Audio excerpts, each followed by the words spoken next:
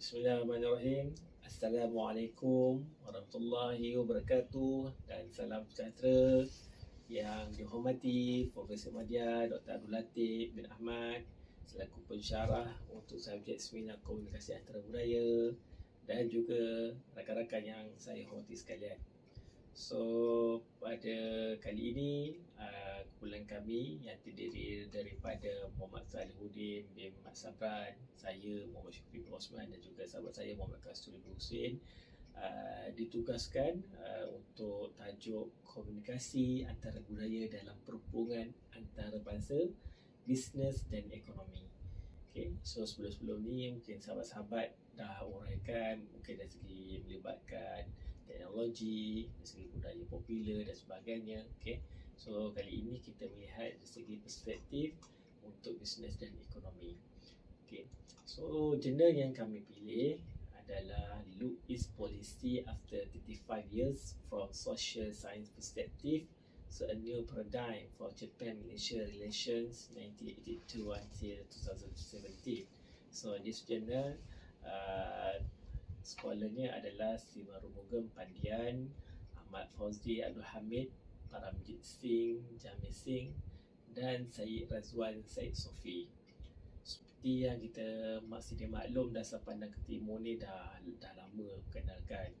Okay, pada tahun 82. Kalau ikutkan dasar ini dah berusia 40 tahun lamanya, sama usia kan.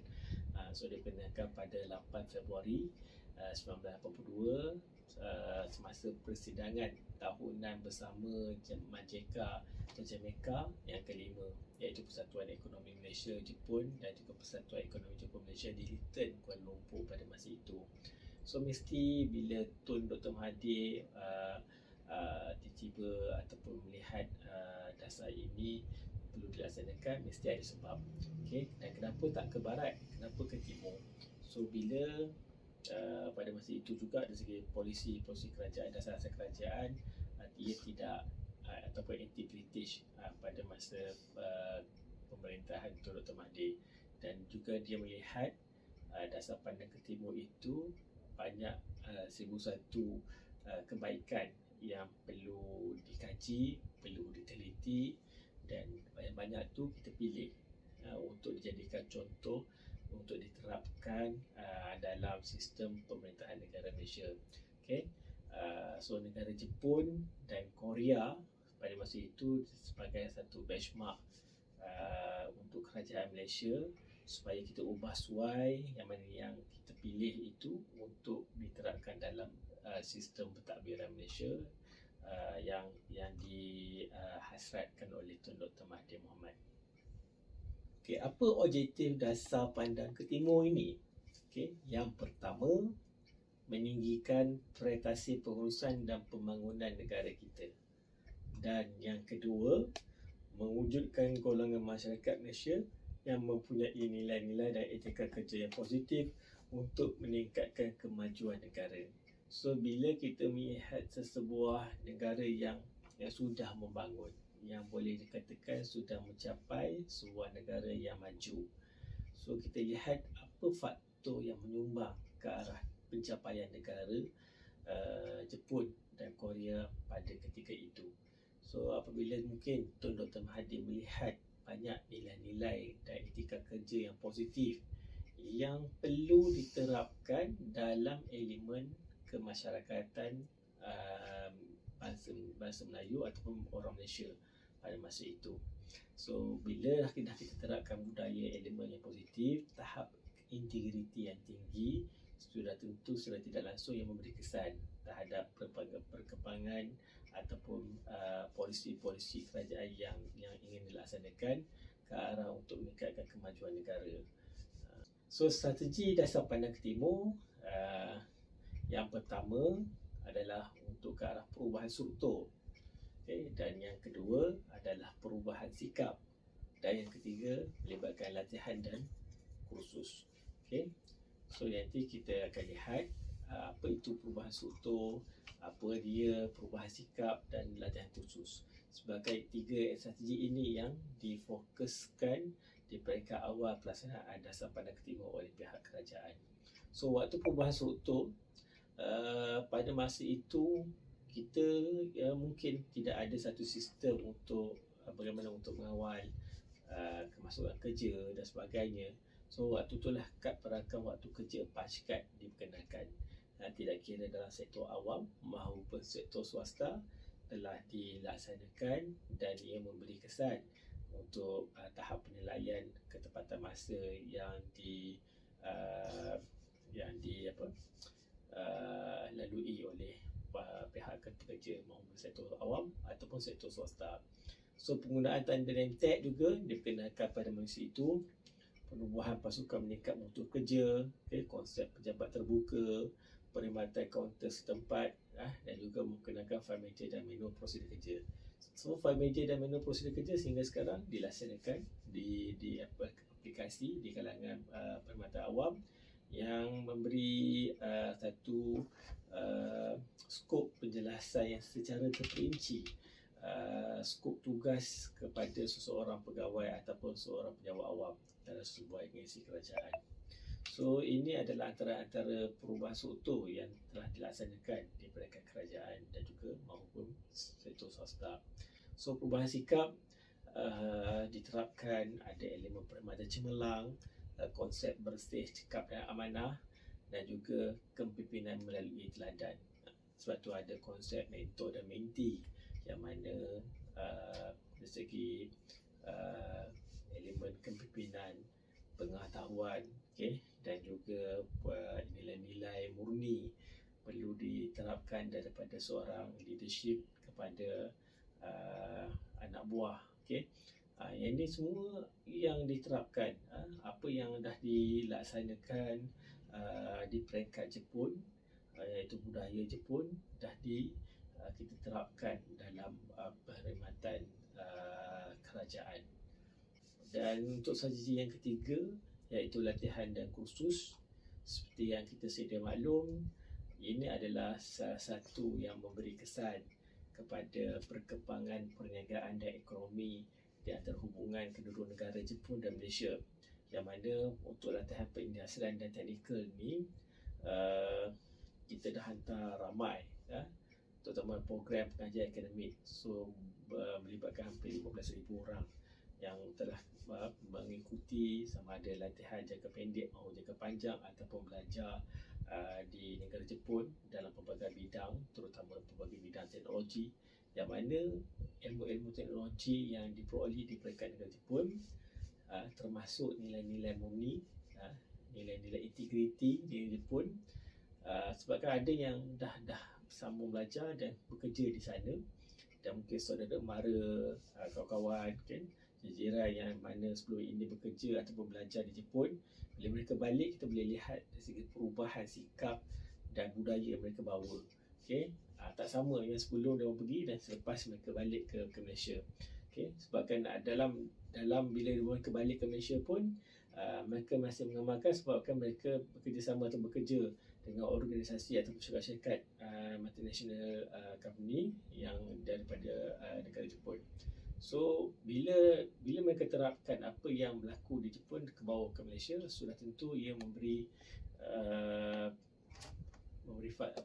positif, nilai positif kepada ekonomi dan juga dalam industri ekonomi kita. Program pengajian teknikal, program kemajuan eksekutif, hubungan di antara institusi dan juga skim latihan pengguna usahawan. Yang ini sebelum ni kita tak mungkin kita ada idea ni, tapi bila kita lihat negara Jepun, idea tu telah mengembangkan, mengeluarkan hasil yang positif, maka kita bawa program-program yang mana yang boleh ke arah untuk meningkatkan tahap ekonomi Malaysia, untuk memperkembangkan lagi industri perindustrian di negara kita. Sebab selepas dasar pandang ke timur yang dilaksanakan oleh Yang Berbahagia Tun Dr. Mahathir Mohamad, selepas tu barulah dasar perindustrian diperkenalkan. Maka daripada sebelum ini negara kita ke arah pertanian, sudah ke arah negara perindustrian waktu era Tun Dr. Mahathir Mohamad. So kajian-kajian terdahulu yang melibatkan dasar pandang ke timur ni Antaranya adalah Kazuhiro tahun 2014 yang menyatakan hubungan yang saling menguntungkan antara kedua-dua negara, iaitu komuniti perniagaan Jepun sangat tertarik disebabkan aspek-aspek ataupun faktor-faktor yang memberi mereka keyakinan untuk melabur di Malaysia. So antara faktornya adalah disebabkan kestabilan politik, kemahiran bahasa, infrastruktur, keselamatan dan juga mesra Jepun. Sebab apabila kita dari segi hubungan politik kita dah temarai di antara waktu tu start bermula yang begitu Dr. Mahathir sehingga sekarang. So negara Jepun melihat Malaysia ni sebagai satu negara rakan misteri yang mana diterjemahkan apabila waktu krisis keuangan pada tahun 1998 mereka memerlukan bantuan keuangan dan mereka mencadangkan supaya tidak bantuan keuangan melalui IMF. So itu antara hasil daripada hubungan diplomatik di antara negara Malaysia dan Jepun yang baik.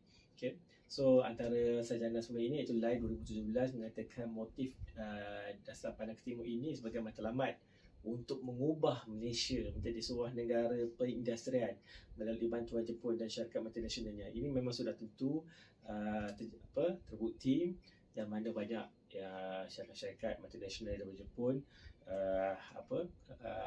memasuki dalam industri Malaysia. So antaranya adalah sebagai Mitsubishi Motors, Honda, NEC, Sony, Panasonic, Sharp, itu antara yang daripada Jepun lah. Mungkin kalau macam Korea, Samsung dan sebagainya itu dah memasuki perindustrian kita yang menyumbang tahap ekonomi Malaysia dari segi peluang, dari segi tahap peningkatan teknologi di Malaysia, dari segi membuka peluang pekerjaan untuk kerja tempatan sama ada kerja mahir ataupun tidak mahir. So ini antara yang memberi kesan positif untuk pertumbuhan ekonomi dan juga perniagaan di Malaysia. Manakala Hassan et al. 2012 mengatakan hubungan antara Malaysia dan Jepun telah melengkaui hubungan ekonomi atau nilai yang telah memuncak menjadi ikatan yang istimewa. Bagi David, dasar pandang ke timur ini adalah produk nasionalisme dan anti barat Mahathir.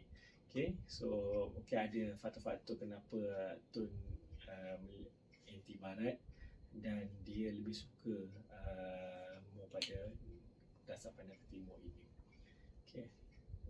Yang selainnya adalah kedua negara berbeza dalam budaya, nilai sosial dan latar belakang sejarah menurut sarjana SIG 1984, dan juga kebanyakan orang Jepun tidak pernah memikirkan tentang piawai ini kerana orang Jepun menerima pakai dan tinggal bersama mereka dari semasa ke semasa. So hanya apabila orang luar menunjukkan kepada mereka barulah orang Jepun sedar tentang etika kerja dan nilai budaya mereka itu dihargai dan nilai kerja dan budaya mereka tu mempunyai perspektif unsur nilai yang cukup tinggi dari segi sudut integriti. So Malaysia mengenal pasti perkara yang kami percaya sebagai faktor yang menyumbang kepada kejayaan Jepun. So mereka memiliki patriotisme, semangat cinta negara yang tinggi, disiplin, etika kerja yang baik, sistem pengurusan yang cekap, dan juga kerjasama erat antara kerajaan dan juga sektor swasta. So kini semua orang mengakui bahawa Malaysia telah mencapai kemajuan yang lebih baik daripada kebanyakan negara membangun yang lain. Itu adalah statement Dr. Mahathir Mohamad. So betul, sebab industri hubungan kerajaan dan juga sektor swasta mula sedikit berubah ke arah yang positif, bagaimana untuk bersama kedua sektor ini membangunkan negara hasil daripada hala tuju dasar pandang ke timur pada ketika itu. So kesan kepada Malaysia dasar pandang ke timur ini saya terbahagi kepada 4, yang mana kepada ekonomi, sumber manusia, pelancongan dan juga budaya. Bagi ekonomi ini yang membentuk satu dasar seperti yang saya katakan, sebab dasar pandang ke timur dikenalkan, dasar perindustrian Malaysia dikenalkan. So rakan kongsi utama Malaysia dan rakan dagang keempat terbesar Malaysia iaitu negara Jepun ni memberi yang kesan cukup signifikan terhadap perkembangan ekonomi dengan negara Malaysia. Apabila ilmu teknologi, dari segi budaya kerja yang positif, nilai-nilai yang murni yang memberi kesan terutama dalam pentadbiran kerajaan pada ketika itu. Bagi sumber manusia, tajaan pelajar dan pelatih kerja pun seperti yang saya katakan telah melebihi hampir 15,000 orang. So 15 orang ini apabila mereka menerapkan elemen nilai-nilai murni, budaya Jepun yang bagus, dan juga ilmu teknologi daripada Jepun. So antara budaya negara Malaysia dengan Jepun ini, bila mereka kembali, sudah tentunya pendekatan positif elemen-elemen dari sumber manusia itu dapat sedikit sebanyak membantu untuk membangunkan dalam industri dan juga ekonomi negara. Walaupun bagaimanapun dari segi sudut pelancongan juga memberi tempias. Sebab bila dasar pandang ke timur, mungkin sebelum ini pun Jepun pun tak melihat Malaysia ini sebagai satu negara yang untuk melancong. Tetapi bila kita dah ada hubungan diplomatik yang cukup baik, so dari segi tempat-tempat pelancongan apa yang menarik di Malaysia telah diwawarkan, telah dikembang-gemburkan di peringkat Jepun, maka dari segi aliran tunai masuk hasil di bawah industri pelancongan sebanyak 1.36 bilion. Ia adalah satu cukup yang menarik, yang baik, yang hasil daripada pelaksanaan dasar pandang ke timur di sudut aspek pelancongan. Manakala budaya positif, inilah yang kesan budaya positif daripada Jepun telah diterapkan, telah diaplikasikan di Malaysia, yang mana dari segi tahap disiplin, mutu kerja, penciptaan inovasi ini, saya rasa banyak dari segi pencapaian dalam industri inovasi ini atau sektor awam maupun sektor swasta. Sebab kalau contoh macam kerajaan, kita ada macam contoh macam projek KIK dan sebagainya, itu semua adalah daripada budaya-budaya di negara Jepun yang kita bawa masuk. So kita dapat menyelesaikan suatu masalah dengan cara pemikiran yang kreatif, yang inovasi yang kita terapkan. Selain itu, pengurusan kerja yang efektif, prinsip Kaizen, so sistem 5S, so pengurusan masa dan sebagainya ini masih sehingga sekarang kita laksanakan, dan sudah tentu dia memberi satu budaya kerja yang dah jadi sinonim ke dalam perkhidmatan awam. Kalau contoh macam siapa yang tak laksanakan dari segi contoh 5S dari segi pengurusan masa, dari segi contoh tadi prosedur untuk menu kerja, yang itu semua tu dah jadi budaya, kebiasaan, normal kebiasaan yang dilaksanakan di peringkat kerajaan. So dasar pandang ke timur 2.0, bila dari segi dasar ini dilaksanakan daripada peringkat tu Dr. Mahathir, diwarisi oleh Tun Abdullah Ahmad Badawi dan juga diteruskan oleh Datuk Seri Muhammad Najib Abdul Razak. So dia telah merubah dari segi dimensi baru yang mana telah dikenalkan pada 10 Oktober 2012.